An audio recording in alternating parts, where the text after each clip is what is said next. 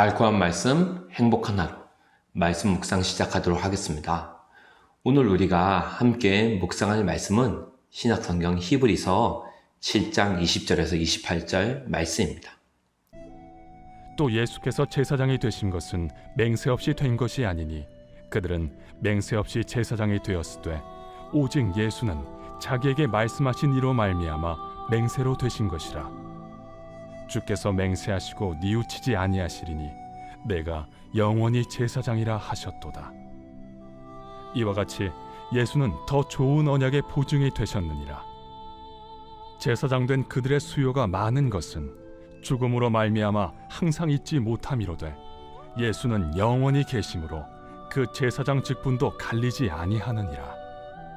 그러므로 자기를 힘입어 하나님께 나아가는 자들을 온전히 구원하실 수 있으니 이는 그가 항상 살아계셔서 그들을 위하여 간구하심이라.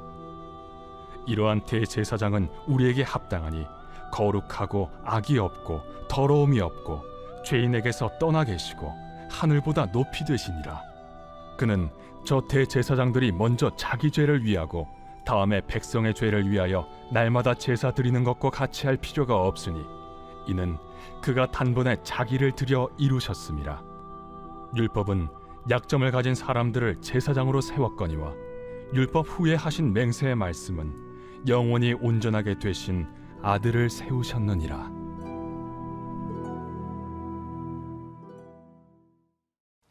오늘 우리가 읽은 히브리서 7장 말씀은 특별히 모세보다 뛰어난 대제사장 예수 그리스도에 대해 우리에게 가르쳐주고 있습니다.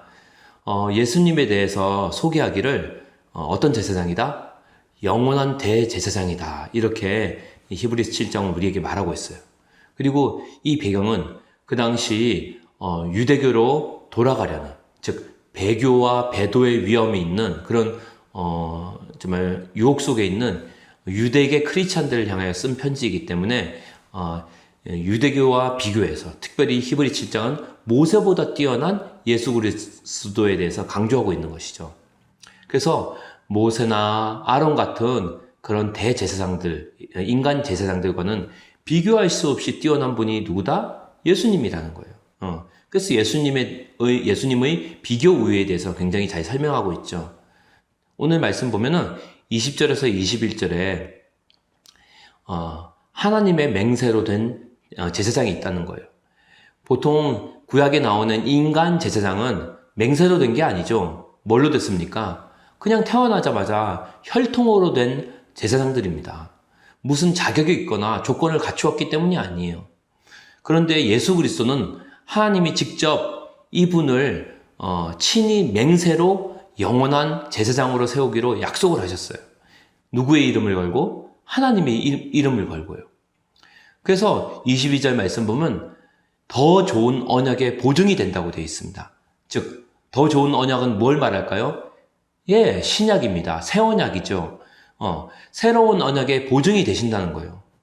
왜냐하면은 하나님이 자기 자신을 그 새로운 언약의 보증인으로 세우셨기 때문이에요. 그래서 하나님 자신의 이름을 걸고 자기 자신을 맹세하면서 자기 자신으로 맹세하면서 약속한 거기 때문에 이 약속은 취소되거나 파기될 수가 없다는 거예요. 예. 그래서 이 맹세의 언약으로 하나님이 직접 세운 제사장이 누구다? 바로 하나님의 아들 예수 그리스도라는 겁니다. 23절, 24절 말씀 보면은 인간 제사장들이 숫자가 많은 이유가 나옵니다. 왜 인간 제사장들은 사람들이 많아야 되냐? 왜냐하면 결국은 다 시간이 흐르면 죽기 때문이에요. 그래서 죽으면 또 다음 제사장 계속 세워야 되잖아요. 그래서 숫자가 많을 수밖에 없다는 거예요. 하지만 예수 그리스도는 영원히 살아계신 제사장이기 때문에 영원히 그 제사장 사역을 감당할 수 있다는 거예요. 그래서 그 예수님은 죽지 않고 영원히 살아계심으로 피곤치도 않고 곤비치도 않고 죽지도 않는 영원한 제사장으로서의 그 직무를 수행할 수 있다는 거죠. 그래서 25절 말씀 보면 그러므로 자기를 힘입어 하나님께 나아간 자들을 온전히 구원하실 수 있으니 이는 그가 항상 살아계셔서 그들을 위하여 간구하심이라 라고 되어 있습니다. 그러니까 이 말씀 보면 하나님께 나온 사람들을 위해서 온전히 그들을 구원할 수 있다는 거예요. 예. 하늘에서 항상 쉬지 않고 우리를 위해 중보기도 하신다는 거죠. 하늘의 성소에서 예수님이 계속해서 중보 사역을 하시기 때문에 예수님이 우리의 죄를 영원한 보혈로 계속해서 씻어주시기 때문에 쉬지 않고 중보 사역을 담당해 주신다는 거죠. 그래서 하나님께 나온 사람들을 쉬지 않고 구원하실 수 있다는 거예요. 그래서 26절에서 또 28절 말씀 보면 이러한 대제사장은 우리에게 합당하니라고 되어 있습니다. 왜일까요? 예수님은 거룩하고 더러움이 없고 죄가 없다는 거예요.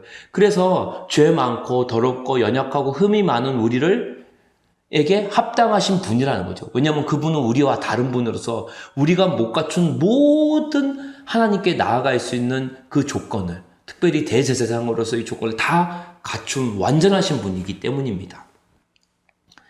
근데 이런 예수 그리스도와 같은 영원한 대제사장과 비교해 보면 인간 대제사장은 어떻습니까? 죄가 많죠. 흠도 많습니다. 연약합니다. 실패합니다. 실수합니다. 그래서 남을 중보하기는커녕 자기 자신조차도 자기 죄를 위해서 매일 아침 저녁으로 죄사함의 제사를 드려야 되는 거예요. 예. 그러고도 그냥 그 제사 자체가 완전하지가 않다는 거죠. 그래서 율법은 연약한 인간들을 제사장으로 세웠지만 첫 번째 언약은 옛날 언약은 근데 하나님이 오늘날 새로운 맹세로 세우신 예수 그리스도, 즉 새 언약 신약에서는 이제 완전한 하나님의 아들을 우리를 위한 제사장으로 세우셨다는 거죠. 그래서 이제는 모두가 하나님 앞에 담대하게 나아갈 수가 있다고 얘기하고 있습니다. 누구를 의지함으로? 우리의 영원한 대제사장, 우리에게 합당한 제사장 되시는 예수 그리스도를 의지하며 나아갈 수 있기 때문입니다. 우리는 연약하지만 우리 안에 모든 걸 다 이루신 예수님이 계시기 때문입니다. 그분은 실패가 없고요. 실수도 없습니다. 흠도 없고 우리를 위한 완전한 중보자로 대제사장으로서 하늘에서 지금도 쉬지 않고 하나님 우편에서 우리의 연약함을 대신 담당해주고 계십니다. 그분이 죽음에서 부활하심으로 우리의 모든 죄를 단번에 영원히 해결해 주셨기 때문입니다. 그러니까 우리는 이제 어떻게 하면 됩니까? 그냥 담대하게 하나님 앞에 언제든지 어디서나 나아갈 수 있는 거예요. 특별히 오늘 하루 또 이번 한 주 더 나아가 매일매일 영원히 주님 앞에 그 완전하신 대제사장이신 예수님을 의지함으로 담대하게 나아가길 축원합니다. 그래서 매일매일 하나님과 그리스도에서 그 영원한 사귐과 교제를 이루므로 날마다 그 대제사장 되시는 예수님을 찬양하며 또 그 예수님을 허락해 주신 하나님의 은혜를 찬양하고 찬송하는 그런 복된 은혜가 우리 삶 가운데 가득하기를 간절히 소원합니다.